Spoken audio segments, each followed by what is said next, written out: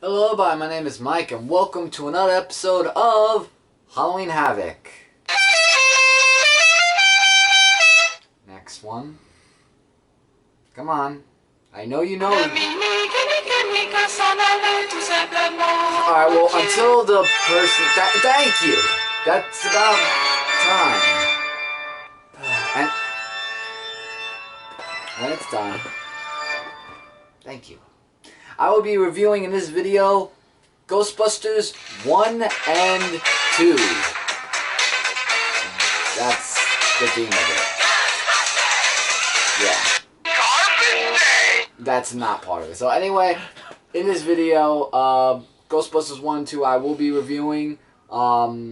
This came in a 2 discs. So in this very nice case right here.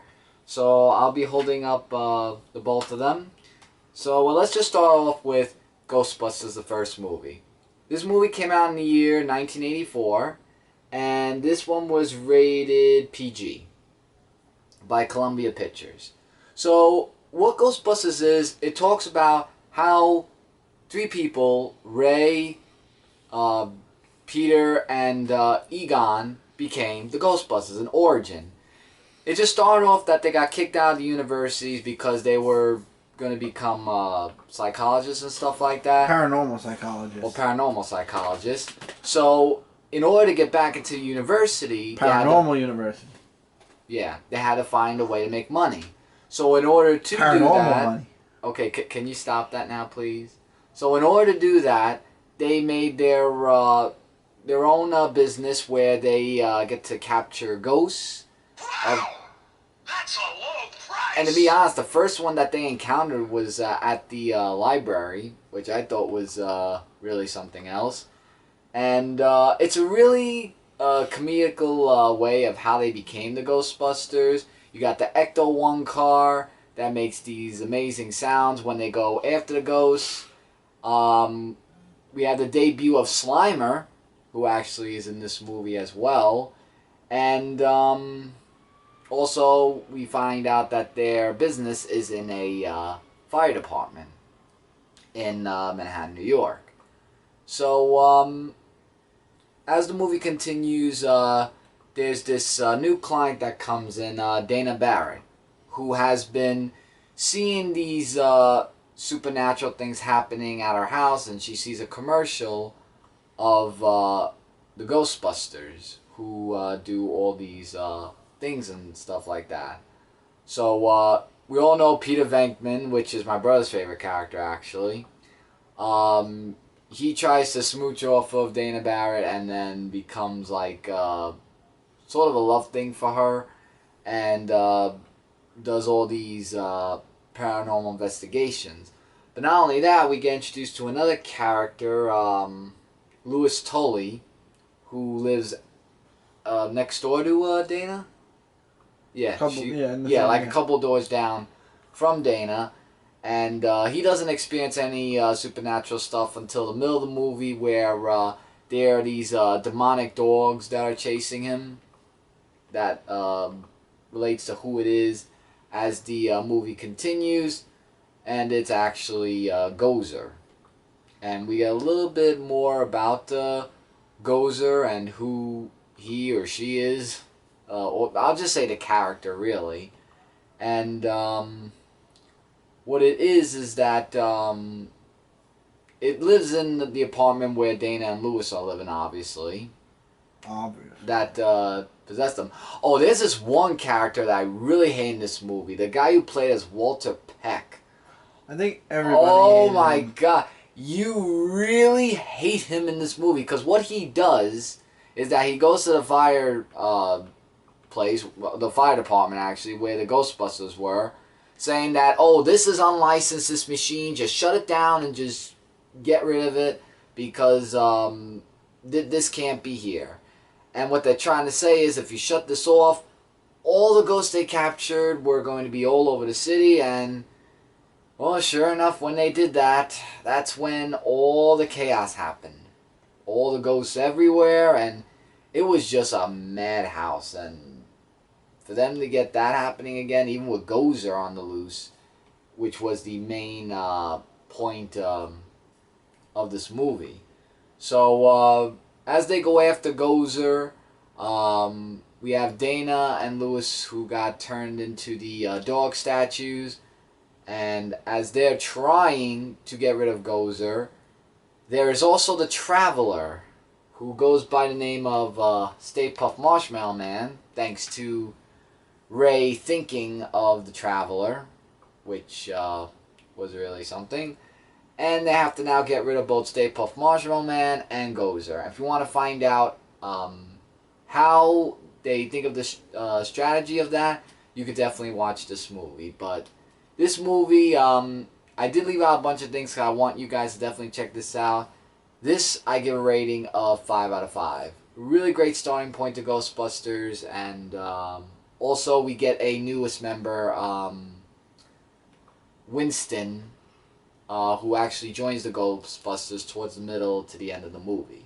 So, definitely some that you must see if you want to check out Ghostbusters. Now, the sequel to that was also Ghostbusters 2. Now, this movie came out in the year of 1989, and this was also rated PG by Columbia Pictures. And the focal point of this movie is now there's this pink slime that is actually going around New York City. And all the Ghostbusters want to find out what this pink slime is and what it does.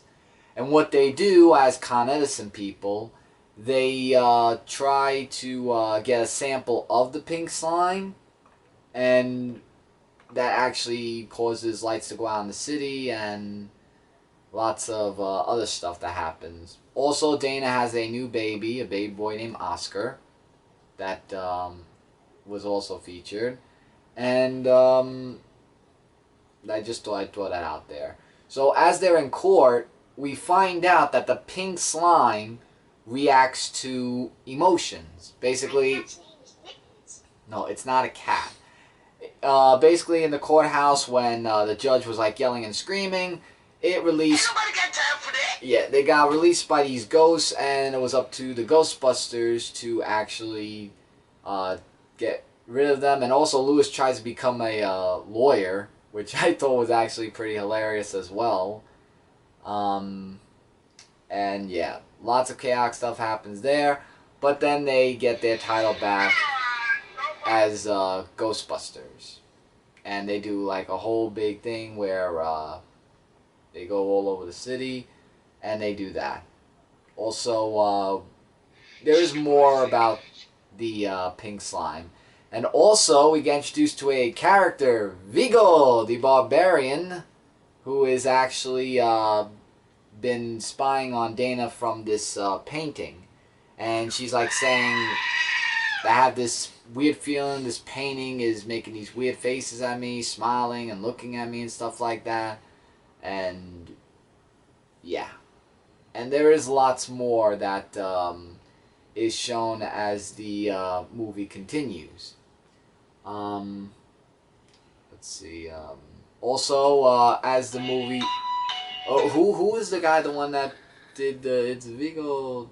The artist guy. No, come on, I can't. I'm thinking. Hold on. Janosch. Yeah, Janosch. Thank you. See, the music helps. Yeah, Janosch actually was possessed by Vigo to bring. This is Patrick. Now, come on, and he asks him to bring a child to him, so that way he can be reborn or something like that. So, as Janosch gets Oscar, who is the baby child, to bring to Vigo, now it is up to the Ghostbusters, who were in jail because of other things that happened in this movie that you should definitely check out. They are trying to figure out of a way to destroy Vigo because it's taking over Dana's museum. And Dana goes after, to get the baby back in the museum. So, we see that Ray, Egon, and Winston get exposed to this pink slime, and we see what it could really do to emotions, literally, in the abandoned subway, was it? Yeah. Yeah, in the abandoned subway, where they actually found where the pink slime was.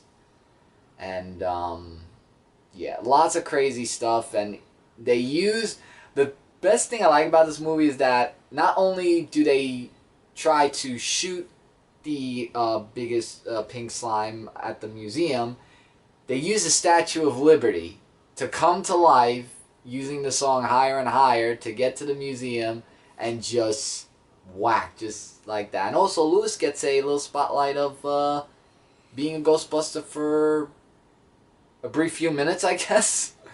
And also we see Slimer returning as well as a good guy. And so as they're trying to hose down Janosch, we get Vigo the Barbarian, and Vigo was really close to almost capturing Ray to, conquer everything. But luckily, they were able to finish off Vigo, and the pink slime went up in the air, and everything was back to normal. So, yeah. Lots of great stuff here, and what I liked about this was the ending credits where they did the Ghostbusters theme that turned into a rap song, and we also see the World Trade Center Rap in the backyard, and not in the backyard, in the back scene of New York City, and lots of other stuff too. This one gets a 5 out of 5 as well. Definitely must check out for that. Also in this came with a movie scrapbook. This is only if you get this, which has a bunch of pages about the biography of the characters and lots of other stuff. Also, the special features that are given for the first one is filmmakers' commentary, deleted scenes, also behind the scenes, featurettes. And Ghostbusters 2, you just get 2 animated episodes. The special features, not rated. As well as the Ghostbusters on that one. So these were really great movies. Definitely must check out. And it's more, not as a scary movie, it's more of a comedical, just a comedy of It was supernatural good. stuff. I enjoyed them. Yeah, but yeah, so like the thing says, who you gonna call? Ghostbusters right there. And the person who sang this was, I believe, Ray Parker Jr. Yeah, Ray Parker Jr., who came up with the Ghostbusters music theme. And from what you heard in the beginning. And that's it. So that is my Halloween Havoc review of Ghostbusters 1 and 2. There are a bunch of links that are in the description that you guys should check out. So please go check them out. And until next time, everybody, we'll see you guys in another Halloween Havoc video. So until next time, everybody, I'm Mike, and I'll see you guys next time. Later.